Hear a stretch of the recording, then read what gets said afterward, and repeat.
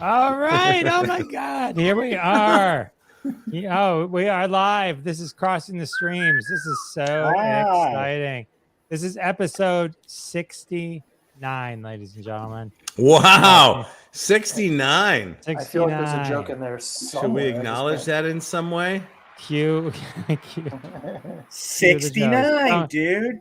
Tony's got it. So we got Tony back. Hi, Tony. Hey, What up? Tony. What up? What up? What up? But we also have to acknowledge that we have our OG back. Howard Rosner is back. Yeah. After a long time away, we welcome Howard back. About time. You didn't take the time to deep fake Photoshop me in there. No, I had to rush. I had a lot going on. Fair enough. But Are we going to get a Rosner rant tonight, Howard? No, I don't. I haven't worked up the energy for one yet. I might. Never know. Something might come on. Let's do the theme song. Tony, you want to lead us off?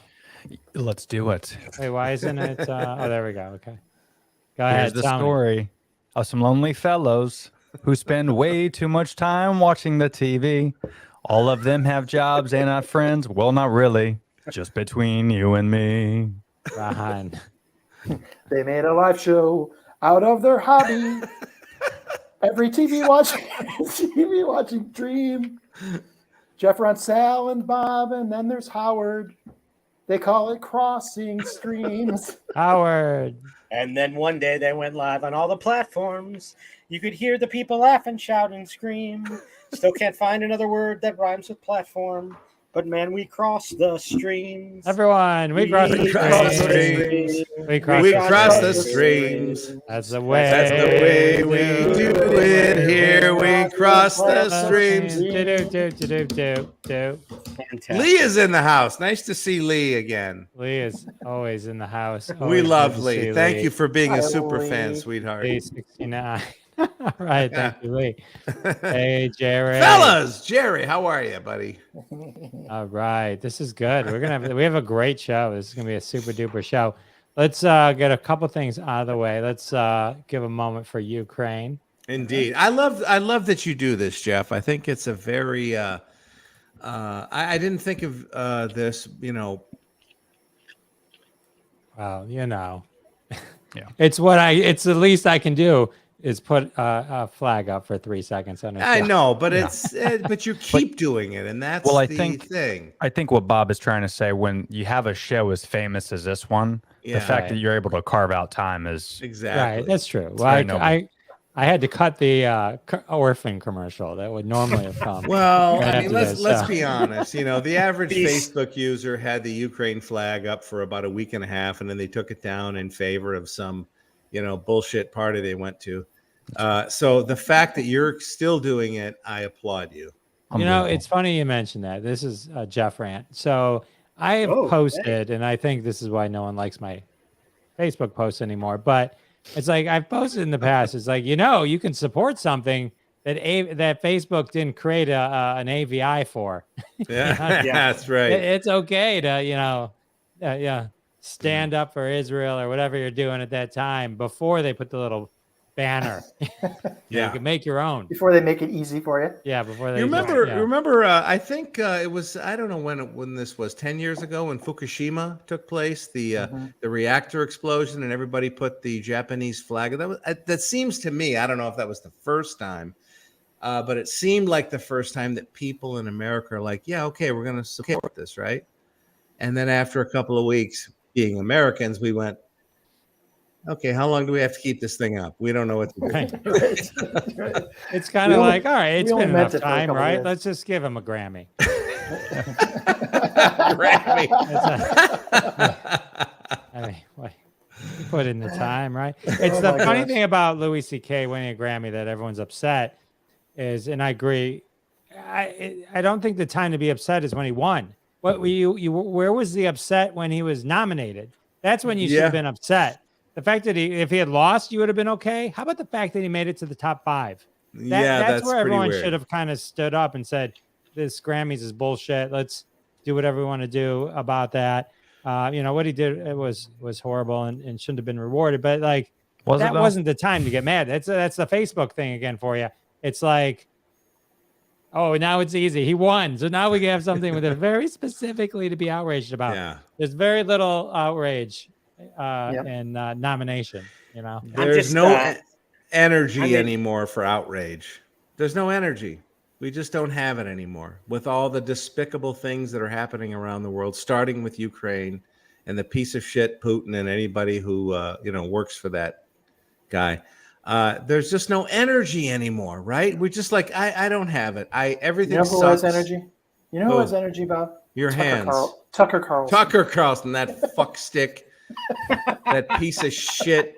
he's the worst of them What all. kind He's of- the worst. Wait, let's. The best clip of all, one of the best clips of all time is when Jon Stewart was on and ripped him for being a grown man wearing a bow tie. Yeah, I love that. It's one of the I love all-time that. best clips. What kind I of love young Sean grown man Penn. wearing a bow tie?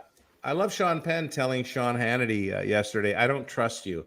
I never really gave a shit about Sean Penn. I thought he was another jerk off, but he's done some really good work in Ukraine, and he's done some really good, work on bringing some attention to some atrocities that are happening there. And he flat out told Sean Hannity, "I don't trust you. Look, man, I don't have time for politics. You brought me on here. Let's do what we're gonna do." Good on Isn't you, a Sean. little bit suspicious. My wife Is that a and I were talking ballsy about thing this. to go on Sean Hannity and be Sean Penn and say, "I don't trust you, Sean Hannity"? Yeah. What else It did was. Sean Penn say in that scenario? This big the balls were Yeah. on that guy, Is and I it- love him for that. It's this Isn't it just a little bit Look at Ron's suspicious hands. though that every time there's some major tragedy somewhere around the world, Yeah. Sean Penn just so happens to be there? It is Like, kind of it's just- funny. What How is if he always Sean there? Penn is doing all this and we don't even know? He's behind it all. Sean He's like point. he's like Munchausen the world. He ruins it, and then he's like, "Oh, I'm look who's here to fix it. It's me, Sean Penn." Oh, Sean that's Penn a is good reveal. Sean Penn is Munchausen the world. he's unsealing all of the seven signs. Yeah. Pretty sure that's what he's doing. Oh, man. Fucking Good Sean point. Penn. What do your hands have to say about that, Ron? All right, let's say hi to Tony Hey, Berardo. Tony. Hey, He's Tony. a return. He's one of our friends of the show. He's been here a million times. Tony, Multi. remind everyone where they can find you after the show. Yeah, so check out that last name, Berardo. You don't have to pronounce it, just spell it and put the in front of it, .com at the end of it, theberardo.com, podcasts, video, reaction do that videos, right now. reviews, all that jazz is all there. And then on Instagram at the Berardo. I have a podcast about health, wellness, social interaction. So I interview guests from all walks of life, experts in various fields. So it's a lot of fun, educational, funny, and very stupid at times. But yeah, check it out. Thanks for having me on, Jeff. It's always good to see you guys again. I'm glad everyone's it's good to healthy. have Good to be you. with Good. you. Thank Good you. to have you, brother. All right, real quick, Jerry and Carmen's drinking rules across in the streams. If Bob or anyone here drinks, you drink. If we have a technical issue, so I think we're technical free so far. You guys drink. If we have to ask what platform a show is on, drink. If we forget to, they put us up on the screen. Oh, if we put, I guess that's there. You think after 50 times reading this, if we put your name on the screen, drink. If we forget an actor's name or forget anything, drink. Now, Oh my. Jerry is a super fan, so we have a special contest. He approached me and he wanted to do this. I put his art up in the past, and he's very, very, very, Very amazing nice. Oh, artist. shit. Wow. So Talented if bastard. so if you go to my Instagram at Jeff DeWaskin Show on Instagram, you'll see this image posted. It should be there right now, and there's directions in it. If you repost this picture and use the hashtag and at me at Jeff DeWaskin Show, and then or you can put this picture into something else. Jerry's gonna give away an original hand-drawn 3x5x5x5 drawing. One of these, or you can choose another one. You can go to his account at Jerry Chacone, CHACONE. Jerry, Anyway, you guys, tattoos. you I guys, know, man. yeah, you guys can enter too, and everyone can enter. So go have It's not fun. void, He it's wants not to give void it word away. prohibited. So Nice. no, not where prohibited. I, Just have to be United States, so we can mail it to you. Jerry, But, please send me the Betty Page, whatever you have on Betty Page. well, you have to enter, and you can maybe win. So, all right, so that's good. Thank you, Jerry, for that and your wonderfulness. So head over to the Instagram. I'll put That's it up beautiful again. stuff. Yeah, I'll put it. It's really good, right? I mean, it's Who's the guy in the upper left? I don't know why I don't recognize him. Who's this guy? that's a Jerry good- Chacon. I know Walter Wolfman? White and Betty Page. Oh no, you know who and that Darth is? Maul. You know Who's who that is? No, You know who that is? I don't know. That's from Sin City, Mickey Rourke. Is that? Oh, Oh, I yeah. saw Sin City. I don't. Oh, now I get it. Okay. Yeah, when he gets all fucked up. Yeah. Okay. Yeah, I'm pretty sure that's him. Okay. You're That's right. really good that is though, him because he's got It that is. big chin in the movie. Yeah. Like, yeah. Marv. I like it. Marv. All Great right. movie, Sin City, by the way.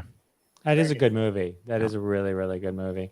Unfortunately, seeing that and liking it led to us seeing Sucker the next Punch. movie, Sucker Punch, which Worst was movie. one of Worst the movie most- ever. I which love was it. up there with seeing Showgirls in the You movie. love theater. Sucker It was that Punch? bad. Horrible, horrible, It's a horrible. All terrible- right, That's an awful movie. It's let's really let's awful. get into the goods. Last week we talked about Teen Wolf, Family Why? Tree, Draft Day, and That's it? Bikram. Who The whole- who did Draft Day? Sal. Sal? Did Sal like it? I love Draft Date. I recommended Oh it my to him. Did God. you like it? Did you like it, Howard? It's absolutely a horrendous. And Well, okay. You unbelievable. have an insider's perspective on that because you've worked in professional sports. Howard went in thinking it was about a windy Wait day. a second, Jeff. It was about- Didn't you give it 5 tomato sauce jars? He did. He loved it. He loved I it. love that Wow. movie. I'm gonna It's have the to have a rom-com of conversation with Sal. sport movies. It is. This week we got That's a good one. Jerry Maguire. This week we got a good one. We got Life and Beth, Jimmy Savile, a British horror story, The Batman. That's going to be a good one. And Trust No One, The Hunt for the Crypto King. It's deep, Spicy. deep and dark this I week. know. Let's go. Yeah. Let's kick it off with Trust No One, All The right. Hunt for the Crypto King. I will say I watched this as well. Did you finished it, right? Yes, Good I for have you, a man. very That's good. specific review that I will give right after yours. So how many of you guys have messed around with crypto? Have you guys played around with it? I mean, I've won and lost a little bit through Venmo.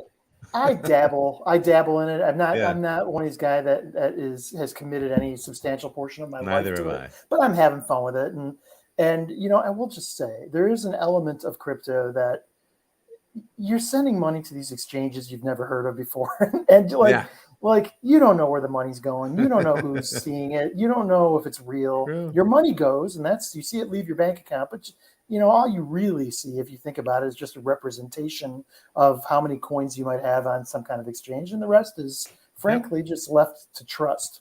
You mean like the And- banks and stock market? Like Go the ahead. banks and the stock market, Yeah. exactly. Well, You Wait, mean like Jeff. Rosner's baby connection collection? so you know, it was only a matter of time until a story like this was going to come up, where a major crypto trading platform just disintegrates before your eyes, and all the money is gone. And wrapped around this is the story that's profiled in the Netflix documentary Trust No One: The Hunt for the Crypto King. This gentleman, his name is Jerry Cotton. He's a Canadian who ran at the time the largest cryptocurrency platform in Canada. And it was a thriving business for the longest time until the day he died, seemingly. And he died, get this, with the electronic keys dying with him to the entire platform. So depending upon who is giving you the profile of this, anywhere from between 160 and 250 million dollars in crypto assets gone within moments. And his wife has no idea how he ran the business, has no idea how to get into his computer, can't get to the keys. His business partner is discovered to be a slime ball with a past in other types of crimes of malfeasance and other things. He can't apparently get into the computer or doesn't know where the keys are, and the guy's dead. And that's where the stories should end, except a number of different folks who lost their money get together and become kind of pseudo sleuths themselves to propose an alternative possibility, and that is the guy's not dead. The guy faked his own death, and he is on a beach somewhere with $200 million of their money. Okay. And the wife was in on it, and the business partner was in on it, and there's no doubt, and through a series of things that are not all that coincidental, they just absolutely believe this guy never did die, and that's where the story really begins. And I wish I would love to be able to tell you, and Jeff, I'm interested in your opinion. I would love to be able to tell you this is the setup to a really thought-provoking, really interesting documentary. But what ends up happening in the production of this documentary, despite the fact they got so much good, true material to work from, is that they leave the health of this production to these really poorly produced conversations with these amateurs trying to get to the bottom of what's going on in this case. A lot of conversations that are brought to the surface through Reddit. A lot of texts between the people that lost their money. There's no real, hard, journalism going on with this. Well, wait a I was minute. hoping- How did people lose their money in this? I thought this guy, whether he's dead or not, really. Yeah. How did he take advantage of these people? So one of the cases that they were particularly that was one of the more compelling aspects of it was this guy profiled about he was trading money and it wanted to avoid a tax element of it, so he used the cryptocurrency platform that this guy ran just for the briefest of moments. He put his cash into the platform and then was going to pull, I believe, Bitcoin out of the platform all in one transaction, and put his cash into the platform and then started clicking. $400,000. Right, $400,000, and ain't nothing coming out of it. And he keeps getting windows coming up saying that this is still being processed, and we have to we'll let you know when we You know what this reminds me of? I'm sorry to interrupt, but this vision I have in my head is that scene in Ghost where Tony Goldwyn is trying to access. He's get that money out, and Patrick Swayze is the ghost behind him going, "It ain't there, dude." Yeah. Well, so I'm here to tell you, I'm disappointed in the documentary. It's a super interesting story. And that's my disappointment, is they took something that I think that was really, really interesting, and they didn't do enough with it. Once they got into the harder journalism, finally, towards the end of the documentary, one of these investigative journalists did go to where this guy supposedly died, and actually figured out the actual hospital and the doctor that cared for him. And as I don't think it's wrecking anything. Did determine actually, in fact, the guy did die. Oh, okay. But the money's still gone, and the wife is still around, and seemingly they're not sure what's going on with her, or whether she has access to the money or not, because she's not talking, and the slimy business partner is still around. It just doesn't come fully around to giving you a sense of the caper. And that's what you really want throughout the documentary. You want to get your closure. You need closure. So go ahead. I'll pause here because Jeff saw it and I'm interested in his opinion. So this would have been my review had you not seen it. I would have been like, "Hi, I saw Trust No One: The Hunt for the Crypto King." It could have been an email. Whoops. Yeah. That's my entire review. Yeah.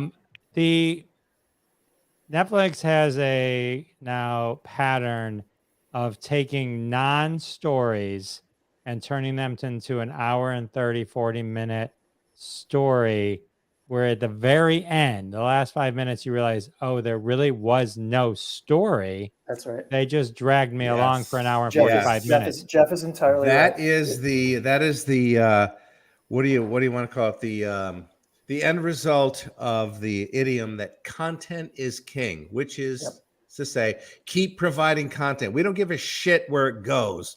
Just keep providing us with content. Do you remember shows like That's Incredible? Yes. Oh wait, hang on. Do you remember show? We'll get to that. Do you remember shows like That's Incredible or just anything, or even the news, right? Even the news knows this is only, or In Search Of. This is only good for 5 minutes. Yeah. Right? This should be a segment like this, like Unsolved Mysteries, where they do a 10-minute thing, or that's all. So the pattern of events here is that you realize all this was just a Ponzi scheme. It was just they just screwed the guys. This has nothing to do with Bitcoin. This has really nothing to do with crypto, except this is how this guy screwed these people, happened to be through that media. It'd be like a Bernie made. I was going to say it's headline reading. Right. With a It'd be like doing a That's Bernie Madoff hour and 45 minute where all they do is show you cash. Yep. Like, there's something about cash going on here. What's going on? They're just moving cash around. Do you remember the vanishing at the Cecil Hotel with the Elisa Lam, the girl that went there? She was, and then she disappears and she ends up in the water tank. Right. Oh, yeah, that was awful. And so that one and this does a real disservice to people who are actually detectives, right? Because it just shows these people, you can't go online and solve a murder. I'm sorry, you can't. I don't care what you think. You can't go on YouTube and understand how vaccines work if you're just Googling random stuff. Okay, there's just certain things you can't do. And they try to make it seem like these website warriors, these website detectives are valid in any way, and they're not. And they make it worse, actually. Well, so let me. I know I'm running out of time here. Let me say one last thing, and that is this: that when the Bernie Madoff comparison is a good one, right? But here's the thing: I'm not a hedge fund guy. I was never going to be part of a hedge fund. I'm not that rich. I'm never going to be that rich. It was an interesting caper, but it didn't really resonate with me personally. Whereas the crypto thing, so many people are just dabbling in crypto, and we're all asking ourselves the same thing: is it really safe? Are these exchanges actually safe? Are we ever going to see any of this money really? I mean, you can't help but ask that if you dabble in this at all. And so, just on that basis alone, I thought the documentary was going to answer that question for us, and it didn't at all, Jeff. Exactly to your point, it really just is a bad story of a bad dude who just stole everybody's money, and that's it. And crypto was the backdrop. It had nothing to do. It was just a sexy word to throw around. That's exactly right, Bob. Well, and not to drag this on, but there's a documentary also called Bad Vegan, which is pretty good. Yeah, I've heard that. It's called Bad Vegan, and she owned a vegan restaurant.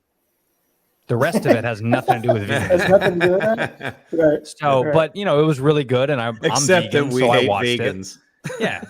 So, I mean, it's the trend now, man. You know what I mean? Like people click it, so it works. So kudos to Netflix. Every time I think about Bitcoin, it reminds me of the scene where DiCaprio in Wolf of Wall Street is selling the penny stock, and he's talking about aerotime and how they're doing cutting edge technology, and they flash and there's a little sign on their garage. That's cutting edge technology. Right? Yeah. All right, let's move on to another bad man that took people's money. I love this movie. I'm kidding. I haven't seen it. We're going to discuss the latest Batman, and Tony Berardo is going to lead it. Jeff is just staring stuff up, kid. So let me first off by saying I'm biased because I'm a massive Batman fan. You can't see this whole area. I mean, I'm even wearing Chicks Dig the Car shirt, and that's the Batmobile. So, I mean, I'm a huge fan, always have been since I'm a kid. So, but I'm a comic book lover as well as live action. So let me first off by saying this is I think the only issue that people have with this film is you hear it all the time where it's dark or it's too lengthy, or the pan in and the pan outs are too, give me the action. Let me tell you why this is the best Batman movie ever made. For two reasons. It is the most comic book accurate live action that we've ever seen. In terms of if you picked up all the comics and averaged it out, this has the most juiciness from a legit comic book fan. So Matt Reeves delivered that on that end. But it's also, in my opinion, I think the most beautifully shot film that I've seen in a long time. So try to take the equation out of it. It reminds me a lot of like Seven, how Seven was very dark and ominous, but Seven was just a beautifully shot film. The LUTs that they used, the filters, all that stuff. So you get a lot of that from the Batman. But one thing I thought was incredible about this is, which people don't understand, you've never seen Batman when he's 24 months being Batman. Like there's not one, not even Adam West, like there's not one single time you've seen him on screen. So you can't really compare this to anything else. And I know what people are going to say. Oh, The Dark Knight's still the best one, bro. No, The Dark Knight is maybe a better movie. Maybe. But it's only a better movie because of why? Christian Bale. No, come on. Don't fucking insult me. Heath Ledger. Yeah, Heath Ledger. That was a Joker movie. Get the fuck out of here if you think that's the greatest Batman movie ever. It's a great Joker movie because Heath Ledger steals the show. If you take him out and put in Jim Carrey's Riddler, is it the same movie? No. No. It's so take that out of the equation, but you look at like Batman as a whole and you appreciate kind of this whole film. It's 3 hours, this long time, but 2 hours and 51 minutes, he was in the suit. Yeah. So for me as a Batman fan, and if you're a comic book lover, and if you love Batman, you look at that like, again, we've never seen that before. And, well, it's not a lot of action. Well, there is a lot of action, but thank you, bro. Appreciate you. Devon. Is it Devon? You go, Devon. Yes. What up, Devon? Thank you, man. Yeah, but I agree. The big thing I really appreciate about this is when I talk about year two Batman, the one thing that's great about this is you really, see at the whole end of the movie, you understand that the Batman is really his true identity and Bruce Wayne is his mask. Yeah. Everyone talks shit about Robert Pattinson not being a good Bruce Wayne. You got to remember, he's still fucked up in the head. So he's still trying to deal with how to juggle being a billionaire as well as being Batman. What I hated about Nolan's take was he goes to the samurai thing with Ra's al Ghul. He comes back the next day. He hops in the plane. He looks at Alfred. He's like, I want to be a symbol. And then the next day he gets all the gadgets. That's not how it works, right? So you need gotta at least remember 3 days. You got mail order. Right. Something comes in. And then they it's got wrong, to tell you you that gotta it's on a make it ship back. in LA Harbor. Right. You Then can't have it for a delayed. month. It's like it's going to be there between 6 and 10, and then it's like no, it's not. It's lost. It's going to be there in a week. So there's a lot of growth that I could see from this character, but I think when you see like the third film of Robert Pattinson, he'll be up to par with maybe the world of what Nolan created with The Dark Knight, because he'll be at like year 5 or year 10 of being the Batman. So you just have to appreciate the detective side of it. And again, a lot of people don't know, and I'll try to keep this short, but 1939, I think, or 38, that was the very first comic book that came out. It was called Detective Comics, and it featured the Batman. He didn't even have his own comic. And then eventually the Detective Comics turned into DC. So the whole idea of Batman was not jumping off buildings and fighting the Joker. It was him in a room as a detective. Yeah. Very Dick Tracy style. And that's what this movie gave. So if you could appreciate the character as a whole, it's the best Batman film. But if you just went in thinking, I want to see some action and I want to see some hardcore Batman scenes, you didn't get it because he appreciated a little bit more of the character. And I could talk about Paul Dano and his incredible acting in this. I could talk about a lot of stuff, but that's just my quick take. I don't know. I'd love to hear everybody else's opinion. But I agree with you completely. Maybe the only divergence here is that Dano was the least compelling of all the characters in that movie. Oh, you didn't like him? I didn't like. He was inert to me. I didn't care. It was like it was all about the Batman to me. It was all about Pattinson. Dano could have been. I mean, it could have been anybody mouthing those lines or doing what he did. Which character was this? The Riddler. The Riddler. It was just I don't know. He was fine. He was a placeholder for me, but I didn't care because the rest of the movie was so compelling. And I don't want to take up a whole bunch of time here, but I'm going to agree with you completely. Yes, I mean, in the early days, Batman was the world's greatest detective. That's what he was always billed as. And this is a detective story. This is Seven. This is Batman. This is a whole bunch of different movies all sort of put together. But let's be honest, Seven was was an amalgamation of other movies too. The last thing I'll say is one of the things I agree with you on is that you join him in year 2, in the beginning of year 2. And what I loved about Matt Reeves' take on this was that he didn't care. He didn't even try to touch on how Batman became this badass fighter and had all this gadgetry. It was just, he's got it. Okay. This is him. This is the way it is. He's a badass and fucking, this is what we are. Right. Yeah. And there was no time spent on that, which to me was always the least compelling of all the origin stories, the whole thing, his parents getting shot in the alley. It's like, okay, I get it. Whatever. It was, I get it. You suffered trauma. Yeah. Horrible trauma. I'm sorry. Go kick the Joker's ass. So I agree with you. I love the movie. Yeah. And it's beautifully shot. I mean, again, there's just so many great things. Now, the one thing I will say is my only criticism to it is it probably would have been 2 hours and 20 minutes if there was less pan ins.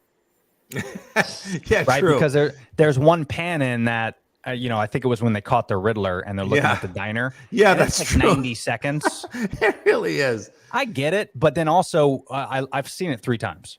Yeah. So You spent really 9 appreciate hours watching this Batman movie. Yeah. I've seen it twice, and I never watch things twice. I loved it. Yeah. All right, Ron. Let's let Ron throw in his opinion because he has. Ron's got an opinion here. Ron, sorry. He hates this movie. Holy shit. This was the worst 3 hours I have spent in friggin' years. Well, your hat is on too tight, Tony, man. You're like something's happened with blood flow here. It was the most boring, like every angle of this movie just dies. There's no good discussion. There's no good action. There's no good plot. John Turturro sucks, and I love John Turturro.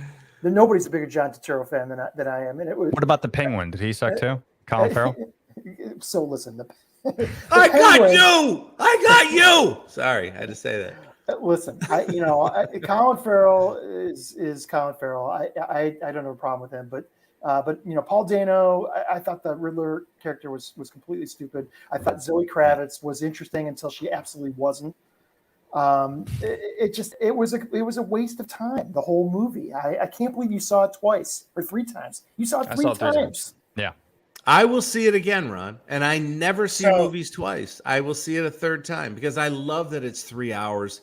I just sort of let it wash over me. I loved it. Well, then let me just say, I am going to then admit first. I'm not a big superhero fan anyway, so that's to set that up. But I'll just say this. I don't understand any of your points, so that makes me think that maybe I just don't understand. I just don't understand, and because I don't understand, I'm never going to get it. I haven't seen it, so I don't have an opinion. But I've heard people either love it and it's the best movie ever, or they hated it. So, Tony, Tony, what year were you born? I'm 37, so 85 I was born. Okay, yeah. Right. I started, just to give you some background on my love of Batman. I started collecting Brave and the Bold, which was the Batman team-up comic book. I started collecting Brave and the Bold somewhere around 76. So I've been a Batman fan for a long time. Give it to me. Don't understand. I didn't see it, but I don't understand. If you want a fucking graphic novel, read a graphic novel. You don't have to turn. Why can't a movie be entertaining? It is a graphic novel. You're right, Howard. Right. Why It can't is. a movie be entertaining? That's why I love the Marvel movies and hate the DC movies. They're not entertaining. You don't have to have a fucking, you don't have to hold your iPhone light up in front of your face because you can't find your popcorn in the movie theater because it's shot so dark. Yeah. Howard, This has become a roster rant. Like, why can't a Batman movie be fun? Like, Right. Now hold on, I don't hold on. understand it. Yeah, I get what you're saying, but since you are a Batman fan, I need to put that fucking rant down. A lot of fucks going on here. This is a Tony rant. So here's my take on it, and I get what you're saying. Is if you got HBO Max, show of hands. Okay, so you can go on the DC side of things, and you can look at the animated movies made back in the 90s, and they're rated R. They're graphic. Sure. DC has always been graphic. It's always been violent. It's always been dark since the comics. The reason why 3 good DC movies, legitimately hold on. good DC movies. You're right. You're right. The movies have sucked, and that's where Warner Brothers got to pick up their Yes. nuts and do it right. But what I'm saying is, though, the reason they're dark is because that is the true culture of DC. But I think Matt Reeves has something here, Rod. You got to see it, because I think this type of dark fits with the theme. You know, the whole idea, and I'll leave it at this. I'll try to. The whole idea that no other movie has portrayed that I thought was gorgeous Devin. was, I love it, was that Gotham City in the comics was treated as a character when it was being narrated, when it was being talked about. Gotham City was like a character in the comic. And Matt Reeves' Batman does a great job of creating this disgusting environment that's raining. It was raining the entire movie. Because that's how it is in the comics. Yeah. And it's dark. And from the narration from the get-go, talk about Sin City, it reminded me a lot of Sin City, where he's narrating the beginning of it. That's what Robert Pattinson does in the beginning of this. And he sets the tone and he's journaling about it. Like, that is dark. This is some guy that's dealing with some heavy shit. And it portrays in the cinematography. If it was a Marvel film and he's like portraying the city is dark, I am the shadows, and it's like this light foo-foo shit, it wouldn't make sense. The tone of the film matches the tone of the characters in the city, and I think that's why it's gorgeous. That's a very good What I'm point. saying is, stop making Batman movies. That's what I'm saying. You're never we going to love make Batman it movies, I know, Ross. but you're never going to make it entertaining. If you're not going to make You it know, entertaining, just I leave it thought to it was- You graphic realize novel. that Wildly 90% of the movies in the last 20 years were either Batman or Spider-Man? Yeah, that's true. That's a statistical fact. In defense of this movie, I will say this: there's 3 hours of darkness and some nasty shit and a lot of psychological, shit that Pattinson has to work out. The ending of it is the payoff, and I'm not going to ruin it for anybody. Matt Reeves, I think he strikes the perfect balance leading up to the very end, and at the very end you go, oh wow, thanks man. Yeah. I needed that. That made it all worthwhile. What did you Wouldn't feel agree? about the 5-minute Joker clip? I watched some. Oh, of that. I was don't like, give a shit about. I don't want to fucking hear about the Joker anymore. There's a bunch of Batman villains they could put in there, and look, Heath Ledger, he hit it out of the park. Stop trying to match that. I will say this about the deleted scene, though. Here's what's going to be great about this. Mark my words. They're working on an Arkham Asylum series on HBO Max. Yeah. I would bet my left testicle and my other good lung that I bet they're going to create like a Hannibal Lecter type of thing, and the Joker is going to be the main Hannibal Lecter type thing, and Batman's going to come in and get his advice on these other criminals, and we're going to see a lot of different criminals, and then those criminals will actually be in live action movies. That's what I so think. you Would it think be boring then, you too? think they just did wanted to something just to promote another film? So Yeah. see, they are just like Marvel.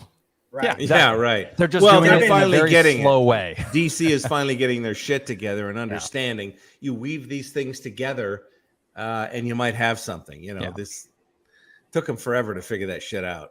Yeah. But the Batman is actually streaming on HBO Max, I think, at the end of this month. So if you guys want to wait, I might even see it again in theaters just based off of this god awful conversation to solidify the fantastic movie that is The Batman. And I'm he is convinced that I'm convinced that all of my back problems were started by having to sit through the goddamn Snyder reboot for 3.5 hours. That's where my back. All right. And by the way, just to Devin's point, the only person I'm worried about coming up from behind me is Regal Cinemas taking $15 for me to watch this hunker. Regal Cinemas. Go to AMC like a man, would you? Go to Phoenix. They have recliners. Well, we have Imagine here in Detroit. So I'm going to take a second and pimp my podcast for a second. All right. Because it's of specific relevance to this love conversation. that show on MTV. So my episode, which airs at Thursday midnight. So when the clock turns to Thursday tonight, my guest is Roy Schwartz. You're like, I have no idea who that is. He's an author. He wrote a book called "Is Superman Circumcised? The Jewish History of the World's Greatest Hero." And That's hilarious. Everything that we're talking about, Batman, Bob Kane, Jewish, Detective Comics, DC, the whole construct of the comics industry was created by mostly sons of or Jewish immigrants. And this is one of the ways that they kind of made their way in America. And Jerry Siegel and Joe Shuster, the creators of Superman, both Jewish boys. And we talk about, it's a fascinating story. It's not a Jewy story. You're like, oh, I don't, it's like, it's just history. It's just the way it is. But it's like, it's a fascinating thing, the stuff that we talk about and go into like some of the deep of how the mythology of Superman came to be and where the roots are and a lot of the things that we just take for granted that we know as Superman. It's a very interesting, it's a very interesting conversation. I mean, it goes into from the beginning of Superman in 1938, which you mentioned, all the way through when it starts to adapt some Christ characteristics as well. But it's a really, really it's one of my favorite interviews I've actually done. And so I'm excited. I will be watching that. Okay. Jeff, I will be watching. We'll watch.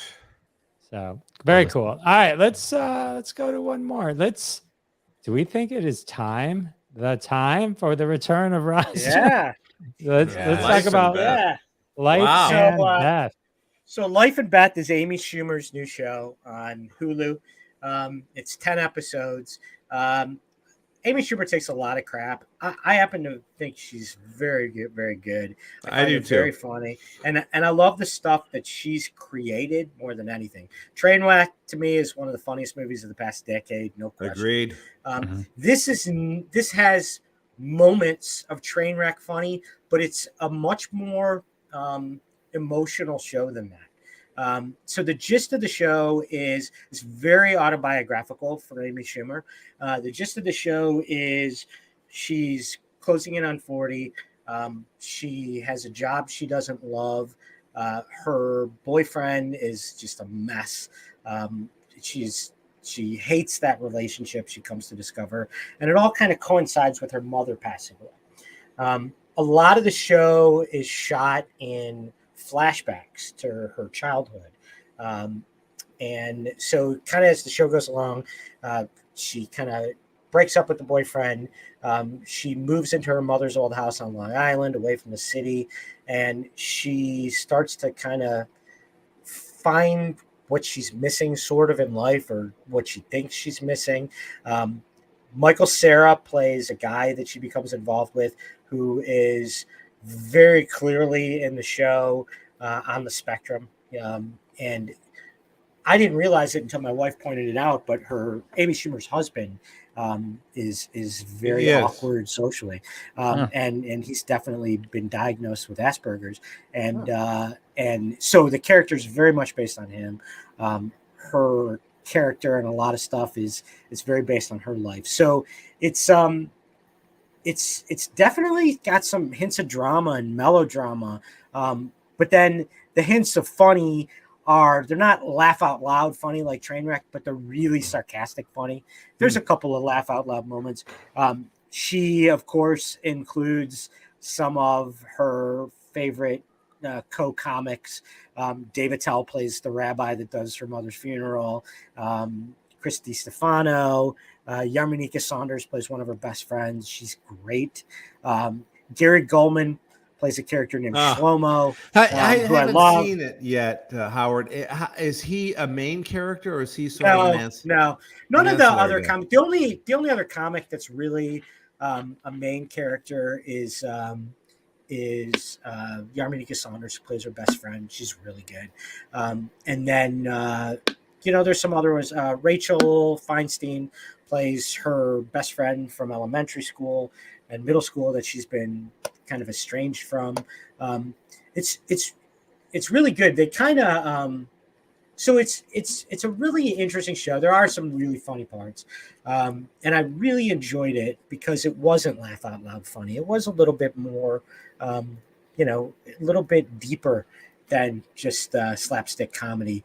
And then what's really cool is kind of at the end of the final episode, when they kind of wrap things up, they talk about her having played volleyball, which I guess she did in real life, and she's playing in kind of an over 40 league at the end of it. And then they flash, and without you even, it's not even a flash. You just like, it all of a sudden switches, and like Michael Cera's character is actually her husband. It's like, not acting. It's actually people from around her life all playing volleyball together. So I really enjoyed it. It's a quick, easy watch, 10 half-hour episodes. But it's good because it's, you could tell that doing the show was pretty emotional for her. There's some scenes where she's really, it's acting obviously, but it's really hits home for her. Michael Rappaport plays their father, who's kind of been out of the picture for a long time. And I love Michael Rappaport in anything. He's really good. I recommend it. It's a good, reasonably funny, but decent, interesting show that's different from a lot of the other stuff she's done. Interesting. Cool. Yeah. Bro, you gotta throw up Jerry's last comment. That's hysterical. What did he say? What did Jerry check on? Never. No. Sounds dark. Is it in the DC universe? His life and could be. There's Jerry. There's actual hints of comedy and fun, so it's definitely not in the DC universe. It's more like independent. I sell wine. Rosé. Anybody else seen it? I seen the first half of the first episode. I didn't. I enjoyed it. Well, So no, much that you I didn't got finish it. distracted. It's not like I stopped. Something came up and I had to stop. And then I had to jump in. Then I had to jump into Trust No One, The Hunt for the Crypto King, and then ended up feeling like Ron felt about Batman. And I should mention, the last time I was on, I think I did a review of the Bridget, what's her name show on HBO. No, not Brigitte. And the character, I think I said at the time that to me one of my favorite, most heartwarming TV characters in a long time was a character named Fred Rococo in that show. And the character, the actor plays Fred Rococo, plays a key character in the first few episodes of this show, her boss. And it's just so funny and such a good character actor. Yeah, we wanted to see it. We wanted to see it, so I'm glad you said that. I love those dramedies or those dark comedies. Like I'm into that. So yeah, we'll check it out. All right, we're gonna check it out. And I am an unabashed Amy Schumer fan. It's fashionable these days to bash on her. Look, she's funny. Okay, she wrote one of the best screenplays of the last 10 years. Trainwreck is a fucking funny movie. One of the funniest. It's funnier than any Judd Apatow comedy that he's put out. It really is, and it's got Dave Attell in it. So, and somehow she's managed to be worth $50 million. Okay, listen to me. Yeah. 50. But you don't do that by accident. A lot of people are jumping on the "We Hate Amy Schumer" bandwagon. No, she's a funny girl, man. That's the truth. Yeah, I agree. Right, the show. Sorry, I was just going to say, if nobody's seen the cooking show she did with her husband, who's a trained chef, where they're in the kitchen cooking together and she knows nothing about cooking. I haven't seen that. It's really, that's a really funny show too. Okay. I think probably Food Network maybe, but maybe Netflix.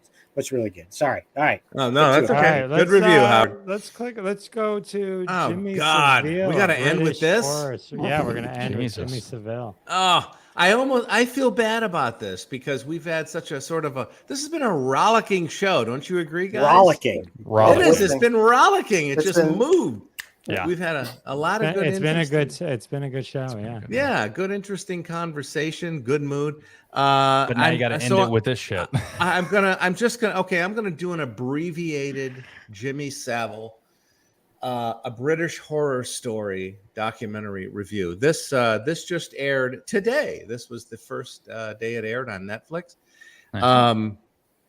And it's a two-parter. It's about 3 hours.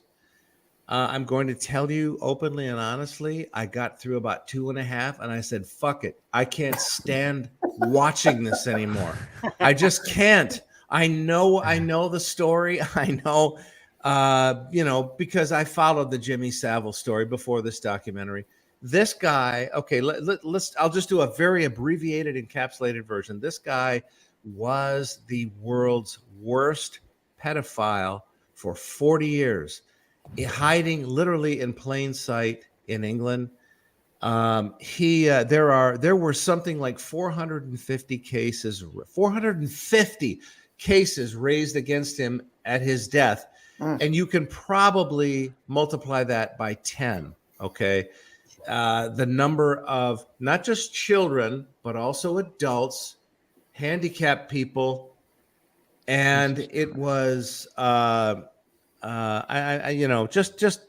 depravity of this guy is boundless.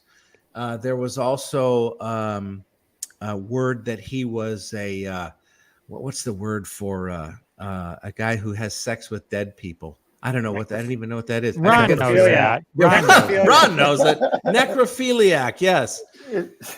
So name the disgusting sex crime, and this dude had done it multiple times. He talk about hiding in plain sight. He made Michael Jackson look like an amateur. You know what I'm saying? This guy, for 40 years, he was knighted, for God's sake. He was knighted. He was a fucking knight. The queen knighted him. He was a friend of the royal family. He hung out with Prince Charles, and I don't mean in an ancillary way. He hung out with this dude. They exchanged letters. They hung out. They had lunch. And Prince Charles asked him on multiple occasions how to deal with certain aspects of what was going on in British society, what was going on with a particular charity, and how to address, whatever was going on. Because according to Prince Charles, Jimmy had the pulse of the people.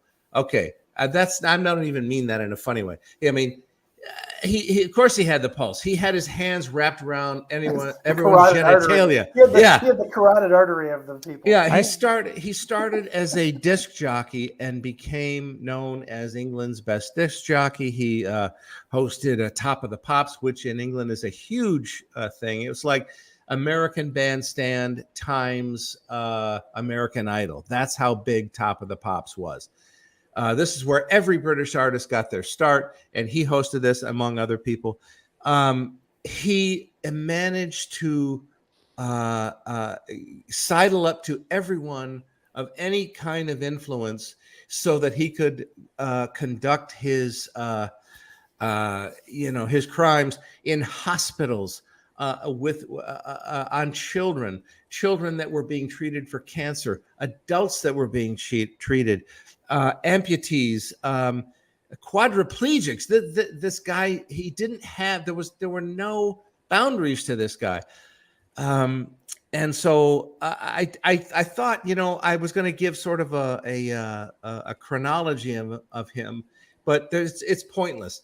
If you want to watch 3 hours of literally the worst man that ever existed on earth, besides Vladimir Putin at the moment, or watch Robert this. Pattinson. Yeah. Yeah. according to Ron. The thing is, there's nothing. What I got out of this was, I mean, he literally groomed an entire country. He groomed the world. He told the world, and he said on multiple occasions and in multiple ways, "I'm going to jail." He literally said that. He said that. He fucking said, "I'm going to jail if they ever figure out what I've been up to." Ha ha ha ha. And everybody laughed with him, right? He said these words. He said, "You don't know what I do on my off hours." Ha ha ha ha. Well, it went unchecked for 40 years. They finally got him after he was dead. Okay. Almost like he wanted to be caught. It is. That's exactly it. He was putting out all kinds of signals. Just like the Riddler. The Riddler, literally the most boring villain in movie history. I'm sorry about that, but this guy, all you can hope for is that there is a hell and he's rotting in it. I could go on, I could give you I'll say this about the documentary. The first half, it lays out all the kinds of things that you need to know for you to understand how an entire country could be duped by this man. And by the way, I think England is something like 54 million people. At the height of his popularity, his show, Jim Will Get It Done, commanded 20 million viewers. Wow. Okay, that is 40% of the entire population. Yep. That's as if in the United States that 40 million people watched his show. That's unbelievable. So I guess the only lesson I got out of this was that watch the people who are around your children and your grandchildren. Watch them with a very jaundiced hawk eye, because you never know where it's coming from. None of those people in England saw it coming. Well, wasn't this clown, isn't he a big reason why we have those websites where you could see a pedophile close to you? I don't know. He died, in 2011, I think. Right, at 84. He was 84, yeah. And if you look at him, by American standards, if anybody in America, you'd say, what a fucking freak. And the Brits just went, oh, look, he's great. The gnarled fucking cigar-stained teeth, the weird glasses, the scraggly hair. I mean, I don't know if they just became inured to it or what, but literally, the only lesson I got out of it was, first of all, believe your children and your grandchildren, or any children around you who tell you that something felt off, because they're telling the truth. It seems fame is a shield, and people are just kind of. I mean, we've had a number of recent, examples of this. Starting. All right. Well, I'm depressed, but I know, and I hated to end it that way. I almost wanted to do like a bozo retrospective. Maybe at the end, Bob, it sounded like you were enjoying it. Actually, no, I'm just hoping that the flames are crawling up his ass. Yeah, never go outside. That's the lesson. Never go outside. All right, Tony, wrap up as Batman. Oh yeah, I am the shadows. No, so thanks for having me on as always. Appreciate it, and I'm glad I was able to talk about the Batman. So head over to my podcast, the Berardo Podcast. I'd like to thank my sponsors, DC Films and Warner Brothers, for supporting the podcast. No, but check out theberardo.com for all my content and more reviews, not just all Batman stuff, but health, wellness, social interaction. And I interview experts. So hopefully I can be on again. I appreciate you guys. Good to see you. Glad everyone's healthy. Keep it up. Good to see you. Cool. I have a question for you, Tony, after the show. Rod, say goodnight. Welcome back again. Good night. Good to be back, guys. Ronnie, say goodnight. I think I want to kill myself. I'm sorry. It's due to my review. I really am sorry. Bob, say goodnight. All right. Catch me this Thursday with our show partner, Sal D'Amelio, at Genetti's Hole in the Wall Theater. We are sold out, so catch us next month. And next week, you can see me in Tempe, Arizona at the Tempe Improv. Nice. You can catch Bob on the Sal and Bob Show and Jeff Dwoskin on the Live from Detroit, the Jeff Dwoskin Show. Perfect. All right. Okay, one more time. Let me kind of just say, head over to Instagram. You'll see that post. It has all the directions there. Love for you to enter. Jerry's just dying to give away an original hand drawing. So check Great that job, Jerry. out.